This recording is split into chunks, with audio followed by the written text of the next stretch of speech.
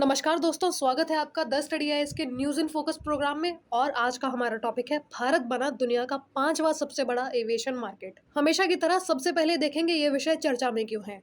International air transport association की हालिया world air transport statistics 2024 report के मुताबिक भारत ने 2024 में 211 मिलियन यात्रियों को हवाई यात्रा करवाई और इस आंकड़े के साथ वो दुनिया का 5वां सबसे बड़ा एविएशन मार्केट बन गया है। भारत ने इस सूची में जापान को पीछे छोड़ दिया है और अब यूके और स्पेन के लगभग बराबर है। इसी के साथ चलिए देखते हैं टॉप 5 ग्लोबल एविएशन मार्केट्स कौन कौन सी हैं। 2024 में दुनिया के टॉप 5 एविएशन मार्केट्स में यूएसए सबसे आगे रहा, जहां कुल 876 मिलियन यात्री हवाई यात्रा कर चुके हैं। इसके बाद चाइना दूसरे स्थान पर है और तीसरे स्थान पर है यूनाइटेड किंगडम्स। चौथे स्थान पर स्पेन रहा और वहीं भारत भी अब 5वें स्थान पर आ गया है। एक और अच्छी खबर आपके लिए ये है कि मुंबई दिल्ली एयर रूट दुनिया के टॉप 10 में है। इंडिया का मुंबई दिल्ली एयर कॉरिडोर दुनिया का 7वां सबसे व्यस्त डोमेस्टिक एयर रूट बन गया है। ये आंकड़ा भारत के भीतर बढ़ती एयर कनेक्टिविटी, बिजनेस ट्रैवल और लिविंग स्टैंडर्ड्स में हो रहे बदलावों को दर्शाता है। एशिया पैसिफिक रीजन की अधिकतर बिजी रूट्स में भारत की यह उपस्थिति अब वैश्विक पहचान बन रही है। इसी के साथ चलिए देखते हैं डोमेस्टिक एंड इंटरनेशनल एविएशन दोनों में तेजी। इंडिया अब यूएसए और चाइना के बाद दुनिया का 3rd largest domestic aviation market बन चुका है। 2024 से 25 में भारत में कुल 376 मिलियन यात्रियों ने हवाई यात्रा की, जिसमें लगभग 306 मिलियन यात्री डोमेस्टिक रूट्स पर और बाकी इंटरनेशनल रूट्स पर थे। कुछ प्रमुख बिंदु देखते हैं। डोमेस्टिक सीट्स कैपेसिटी पिछले 10 सालों में डबल हो गई है। 2014 में 7.9 मिलियन से बढ़कर 2024 में 15.5 मिलियन हो गई। इंडिया में लो कॉस्ट कैरियर्स का दबदबा है। 2024 में एलसीसीज ने 78.4% सीट शेयर किया, जबकि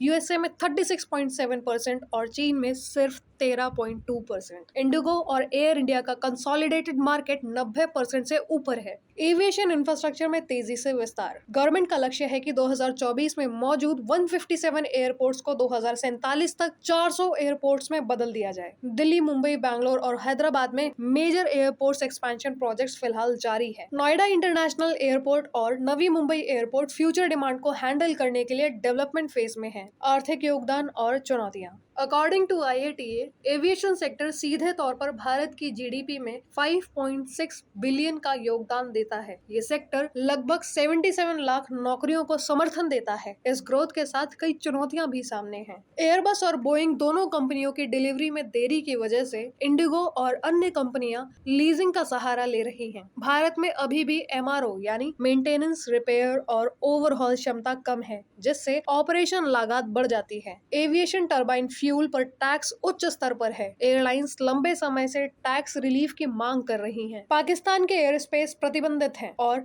अंतर्राष्ट्रीय तनाव के चलते फ्लाइट्स को लंबा रूट लेना पड़ता है। भविष्य की उड़ान। India's aviation story has just taken of. IATA के अनुमानों के अनुसार अगले 20 वर्षों में भारत की हवाई यात्री संख्या 3 गुना होने की संभावना है। प्रधानमंत्री नरेंद्र मोदी ने हाल ही में आईएटीए के कोलकाता समिट में कहा कि भारत को वैश्विक एविएशन हब बनाने का लक्ष्य रखा गया है। IATA India head Amitabh Khosla ने कहा, एविएशन क्षेत्र का प्रभाव बहुगुणक यानी मल्टीप्लायर होता है। एक एविएशन जॉब 6 अन्य इंडस्ट्रीज में रोजगार उत्पन्न करता है। इसी के साथ देखते हैं आपका आज का अभ्यास प्रश्न। आईएटीए की world air transport statistics 2024 report के संदर्भ में निम्नलिखित कथनों पर विचार कीजिए। कथन 1, भारत 2024 में कुल हवाई यात्रियों की संख्या के आधार पर दुनिया का तीसरा सबसे बड़ा एविएशन बाजार बन गया है। कथन 2, भारत ने जापान को पीछे छोड़कर दुनिया का 5वां सबसे बड़ा एविएशन मार्केट बनने का स्थान प्राप्त किया। कथन 3, अमेरिका अब भी हवाई यात्री संख्या के मामले में दुनिया का सबसे बड़ा एविएशन मार्केट है। उपरोक्त में से कौन सा या से कथन सही है